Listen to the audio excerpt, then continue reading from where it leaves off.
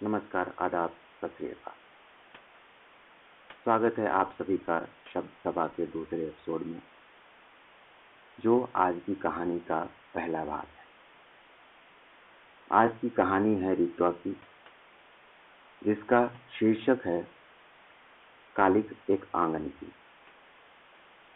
आज रित्वा की आंखों में एक अलग सी ही उलझन झलक रही थी। उसके आंसू चीख चीख कर बयां कर रहे थे उसके मन में चल रही सारी उलझनों को। घर के कोने में एक दीवार से लगकर खड़ी रित्वा शायद कुछ कहना चाह रही थी। उसके बापू ने शायद उसके मन में चल रही उथल पुथल को आंक लिया था। रित्वा, क्या बात है? कोई बात परेशान कर रही है? रित्वा के बापू ने प्यार से पूछा। नहीं बापू, नहीं, कोई बात नहीं है, रित्वा ने ठहरती हुई आवाज में कहा। अच्छा, ठीक है, ऐसा कहकर रित्वा के बापू वहां से चले। रात हुई, गर्मी का मौसम था। घर के सारे सदस्य छत की फर्श पर पीछे बिस्तरों पर सोए पड़े थे। रित्वा भी छत पर रखी एक चारपाई पर लेटी हुई थी। वह घर के बाकी सदस्यों की तरह छत के फर्श पे नहीं सोती थी, क्योंकि उसे फर्श पर पीछे बिस्तर पर नींद नहीं। इसलिए उसके बापू ने उसके लिए एक चारपाई ले आकर ऊपर छत पर रख दिया था। आसमान में बदलती हुई रात की चादर ने उसकी परेशानियों को और भी गहरा बना दिया था।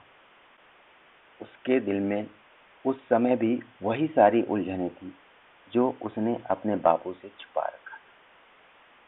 बीते कुछ दिनों से उसके जीवन में एक अजीब सा बदलाव आया था। वह किसी काम में दिलचस्पी नहीं रखती थी, पर अब वह हर रोज एक विशेष स्थान पर जाती और वहां पर रखे कुछ पन्नों पर लिखित शब्दों को पढ़ने लगती। ऐसा लगता जैसे उन पन्नों में लिखे शब्दों के खोए हुए कुछ हिस्सों को ढूंढ रही हो। इन पन्नों में से एक पन्ने में लिखे हुए शब्द कुछ इस तरह से थे।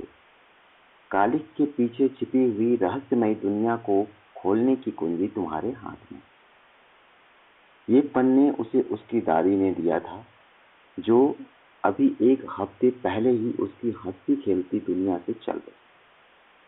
और उन्होंने उसे इन पन्नों को सौंपते हुए यह भी कहा था कि ये कागज के कुल 3 पन्ने हैं, जिनमें तुम्हारे जीवन की कुछ राज छिपे हैं।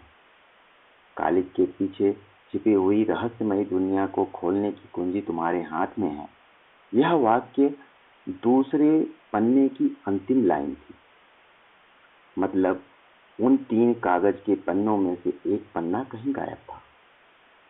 एक दिन जब वह फिर से उसी दीवार से लगकर खड़ी थी, उसके पास एक पन्ना आकर गिरा, जो शायद किसी ने उस आधी बनी दीवार के ऊपर रख दिया था।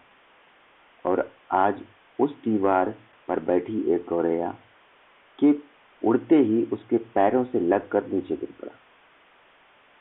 उसने उस पन्ने को उठाया और देखा कि वहां पहले जैसे कुछ और वाक्य लिखे थे। रित्वा के मन की परेशानियों का कारण कागज का एक पन्ना ही था। रित्वा का दिल उन वाक्यों को पढ़कर उछलने लगा।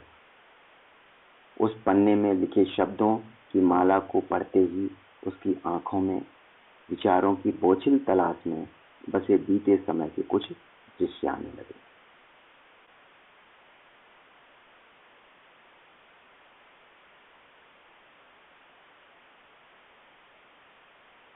रात की गहराइयों में तारों की चमक साथ थी। विचारों की घाटी में उम्मीदों की आस।